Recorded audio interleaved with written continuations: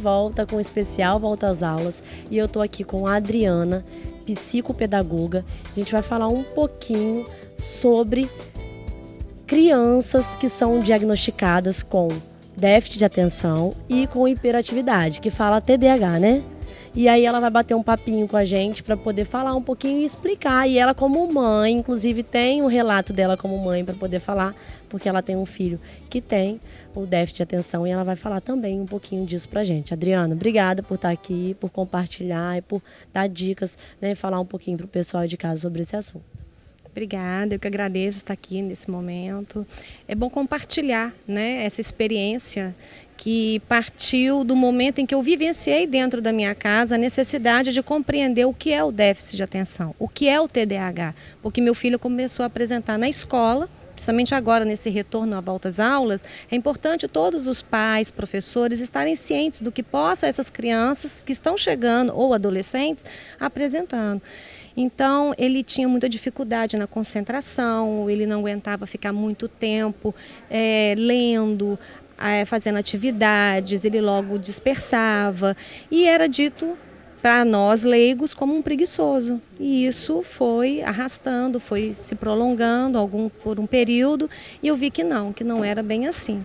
Foi quando eu fui me aprimorando nos estudos, me formei na psicopedagogia e vi que, na verdade, ele tinha o déficit de atenção, ele passou por todo um tratamento, né? Ele fez um diagnóstico, um tratamento clínico e, a partir daí, ele já foi trabalhado e diagnosticado e desenvolvido todo um trabalho com ele e hoje ele consegue acompanhar perfeitamente a sala de aula junto com os demais colegas. Então, receber esse diagnóstico, acho que parte primeiro, assim, de uma atenção que os pais têm que ter, né? É observar, né, melhor os seus filhos. E eu acho que a escola, como você estava falando, é um lugar também que você consegue perceber, né? Os professores, enfim. Sim, porque os professores estão trabalhando com essas crianças, elas já percebem aqueles que vão ter mais facilidade e aqueles que estão apresentando uma dificuldade maior. Automaticamente, quando o professor percebe, ele já entra em contato com os pais, já começa a ter esse diálogo. E os pais podem associar as atividades de casa. Então, com essa rotina e com essa conversa, eles podem estar procurando especialistas na área de saúde e educação que podem ajudar a concretizar e a verificar, fechar esse diagnóstico com eles.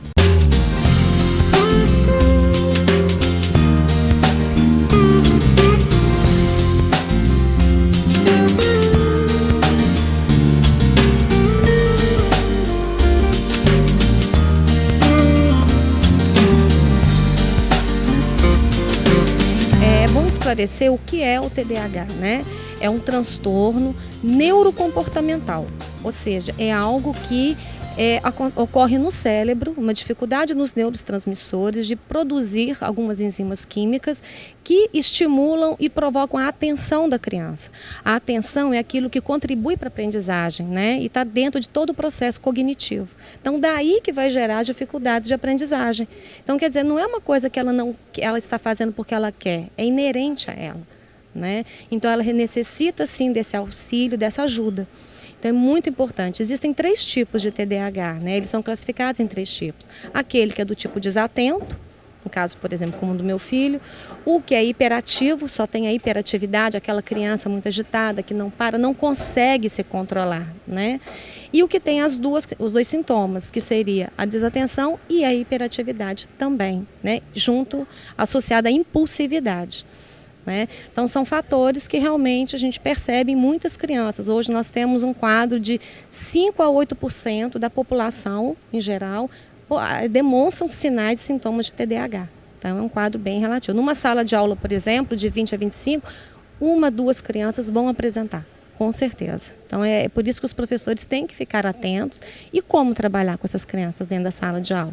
É importante também estar ciente, né, que em primeiro lugar nunca deixar mais, eu não gosto muito disso, eu escuto muitas vezes no meu consultório, quando eu recebo, os pais, meu filho é muito preguiçoso, ele não gosta de fazer determinada atividade.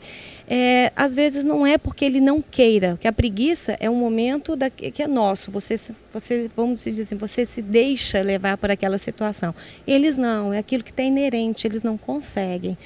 E automaticamente isso vai interferindo na sua autoestima. eles se sentem capazes, eles nunca se sentem como os demais colegas, eles se comparam, porque nós vivemos num mundo competitivo, né? E automaticamente na sala de aula, eles também se comparam com os colegas. Poxa, porque eu não consigo fazer como fulano, como ciclano? Então ele se sente sempre aquém. Então isso pode também apresentar problemas comportamentais, né? É o problema da autoestima, mudança de humor muito rápida, de repente ele está muito alegre e de repente ele está extremamente nervoso, irritadiço. Isso também são fatores que também podem estar vendo. Então, juntando tudo, a gente consegue ter essas dicas e até para a questão dos pais em casa observarem e saber, né, como identificar e poder chegar a um diagnóstico e observar, né? Os filhos é importante observar para poder, se tiver algum problema, conseguir fazer um tratamento adequado, né? Sim, com certeza. O professor pode ser um grande auxiliador nesse momento, né? A partir do momento que ele verificar, ele não vai diagnosticar. Quem vai fazer isso são os neuropediatras ou os psiquiatras infantis, de preferência junto com uma equipe multidisciplinar, composta de profissionais da saúde e educação, né? Mas a escola e a família vão participar ativamente desse processo. Não tem como estar desassociado, porque nós estamos lidando com um indivíduo inserido dentro de uma sociedade, né? E a escola pode se adequar muito bem a esse trabalho, né? Então, pessoal, olha só, foram dicas para vocês aí, um assunto muito importante que requer a nossa atenção. A gente vai terminando esse bloco por aqui. Agradecer a Adriana por estar aqui com a gente mais uma vez. E fiquem com a gente que daqui a pouquinho tem mais programa Mãe Moderna para vocês.